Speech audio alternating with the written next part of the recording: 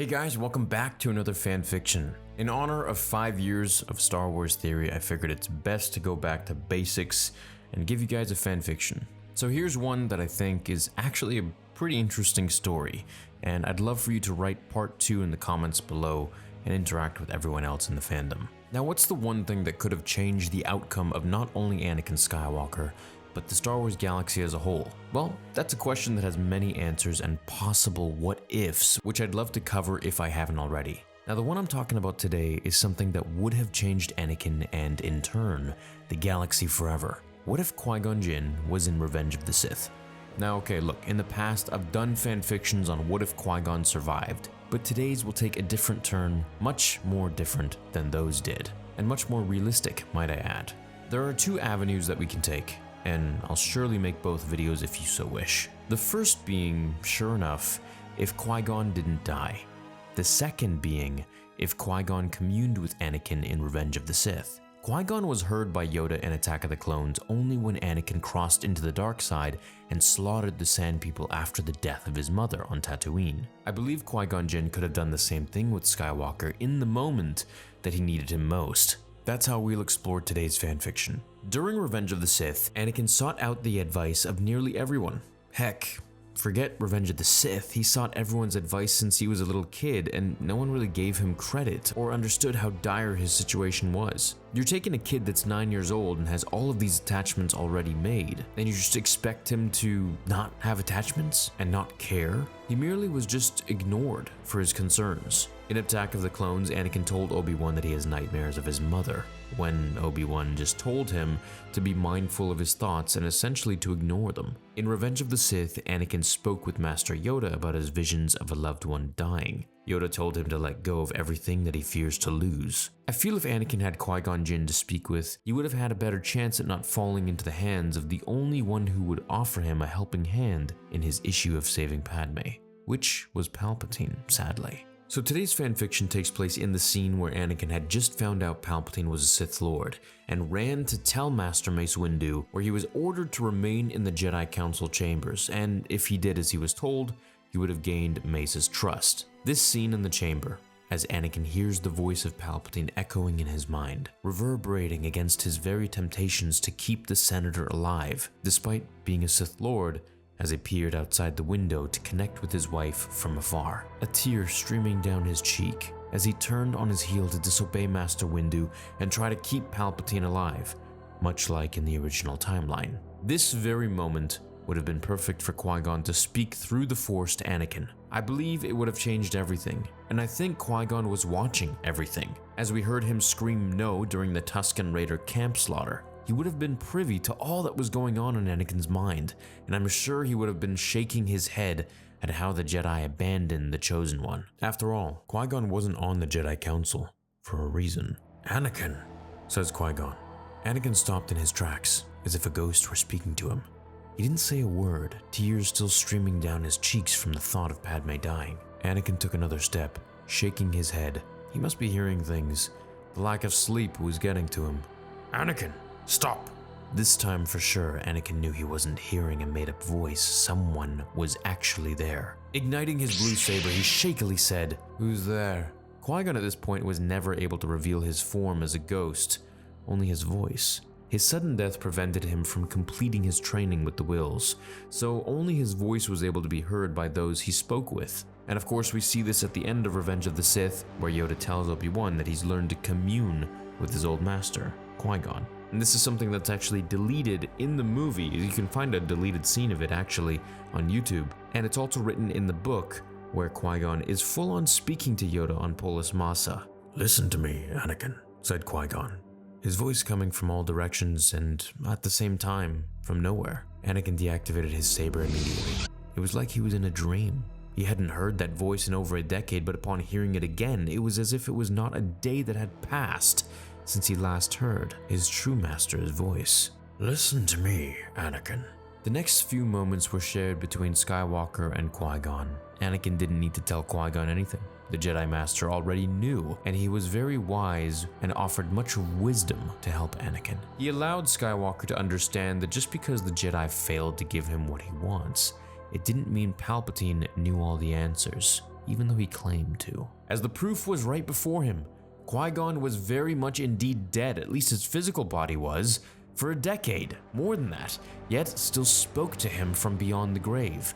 How could this be? This was the power of immortality. Clearly, this was a power the Jedi could achieve, and perhaps there was more that Anakin could have learned through this power. Maybe you didn't have to actually die physically. Maybe you could stay immortal in some sort of way. At the very least, this was more of a start than Palpatine had promised him. Just a mere story of a folklore tale of Darth Plagueis the Wise. Anakin had just been asking the wrong Jedi, and now upon speaking with Qui-Gon, he knew what path he must follow. Qui-Gon comforted Anakin with a story about his love interest a long time ago.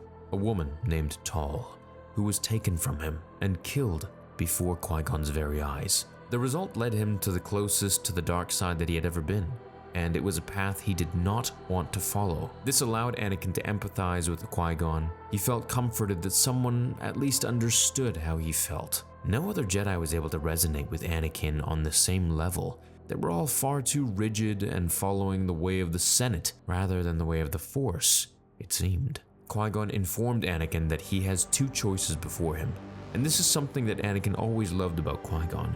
He never told Anakin what to do, merely provided the options before him and allowed Anakin to choose. He can either go save the Chancellor from possible arrest or death, or he can remain here and embark on his new training with Qui-Gon Jinn. The first option would lead him down a path that Qui-Gon didn't feel very strongly about, as he couldn't sense what would happen. It was far too clouded with the dark side for him to know. Anakin agreed to stay in the chamber and to continue talking with Qui-Gon and speak with him about everything. Whatever would happen to the Chancellor was not in his control. The man he saw as an uncle for all these years had just revealed that he was behind the war. He was responsible for all the assassinations on Padme, responsible for Dooku, and even Qui-Gon's death for training that Zabrak animal. All those times that Palpatine played like he didn't know, all the fake kidnappings that could have led to Anakin or Obi-Wan's death, all for Palpatine's little amusement. The love he felt for Palpatine was still very much there, but his rage against him shadowed it.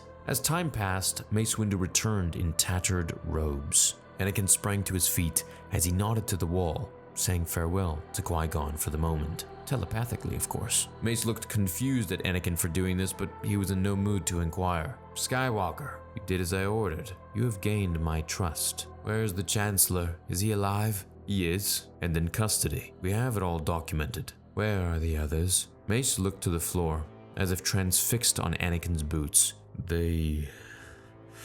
His voice somber, low, quiet, broken. Anakin rested a hand on Mace's shoulder. "He was behind the entire war. With him put away, this can all be over." "I'm afraid it's not so simple, Skywalker. He's in control of the Senates and the courts.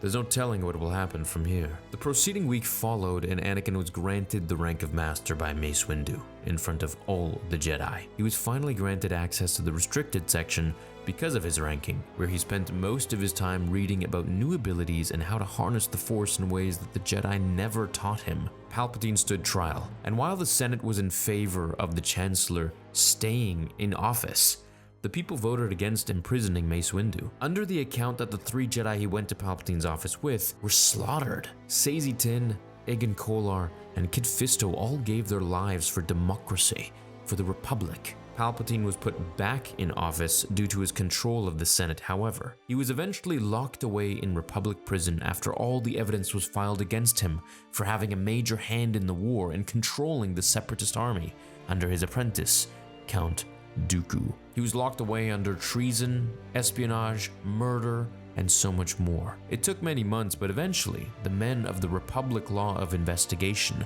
brought Palpatine to justice. The following week, Padme gave birth to twins, and to Anakin's relief, didn't die in childbirth. Anakin and her kept it a secret from everyone, but as the children grew, they began to exhibit Force abilities far beyond what was comprehensible for their age. Yoda heard about his Force talent, which was all Anakin's plan. The Council examined the twins and brought them into the Jedi Temple to be trained from infancy. They didn't dare question further who the father was, as Padme kept her private life very secret. Nor was it anyone's business. The twins were assigned masters, to which Anakin volunteered to train one of them. Master Yoda gave him Leia, As Skywalker had trained Ahsoka Tano so well, he would surely appreciate another female student, father and daughter, training together. But of course, no one knew the truth besides them. Luke would go to Master Yoda.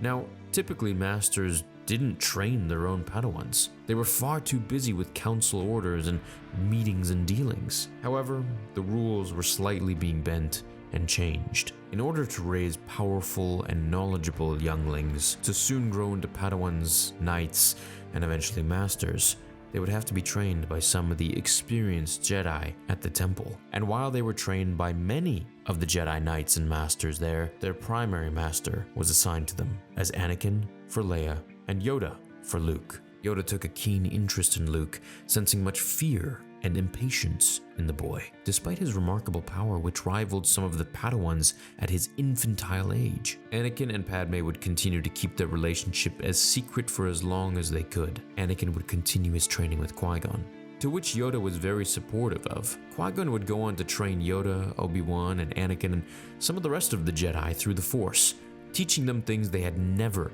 discovered before. Luke and Leia would go on to become powerful Padawans under their masters, and Anakin and Padme would live happily ever after. Until, of course, Maul started taking over worlds with his massive army under the name Crimson Dawn. Anakin and Obi-Wan were sent out with their apprentice to handle the crime world and Maul once and for all.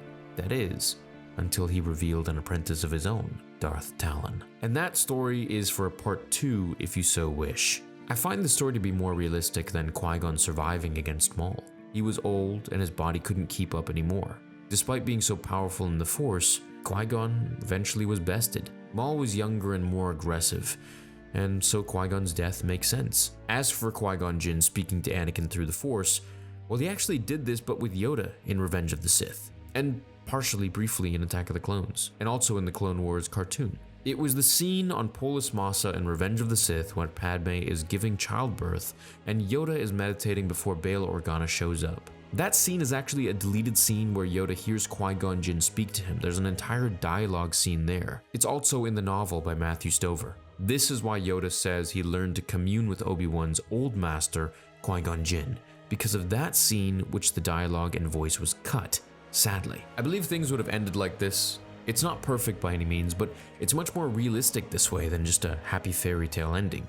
I think Anakin would have trained Leia and she would have kept his true identity as a secret, but things could become complicated later on and very, very vulnerable for Anakin, because if anyone found out that his apprentice was actually his daughter, that could be very dangerous. I believe the Jedi would have found out eventually, but I don't know exactly how they would react. I mean, on one hand, they'd be furious he lied, he had attachments, he had children, and on the other hand, he brought the Jedi 2 new students who would rival everyone there, tenfold if they reach their potential, assuming one doesn't fall to the dark side. Another scenario is Maul takes one of them and twists their minds like Palpatine did to him, but that's a bit too far-fetched for me, and I feel like, in the last fanfiction where I did What If Qui-Gon Survived, it just got really crazy at the end, and I'm actually not really a fan of that story too much. I think the favorite fanfiction that I've ever done is What If Darth Maul Trained Anakin. I think I was pretty happy with my writing there. And there are a few others, but I also like this one. I think this one is pretty realistic. I think the ending leaves it open for interpretation and for a part 2, maybe even a part 3. So write up your part 2 in the comments below or on StarWarsTheory.com on the forums and share your ideas with everyone else in the community. I love reading your ideas and I love reading your fanfictions in general. So I'd love for you to create a fanfiction forum tab on the Star Wars Theory forums and you can just go from there. Thanks for watching this video. Have a fantastic day. Thank you for 5 years on the channel. Here's to another 5. Please leave a like on this video if you enjoyed it, and may the Force be with you always.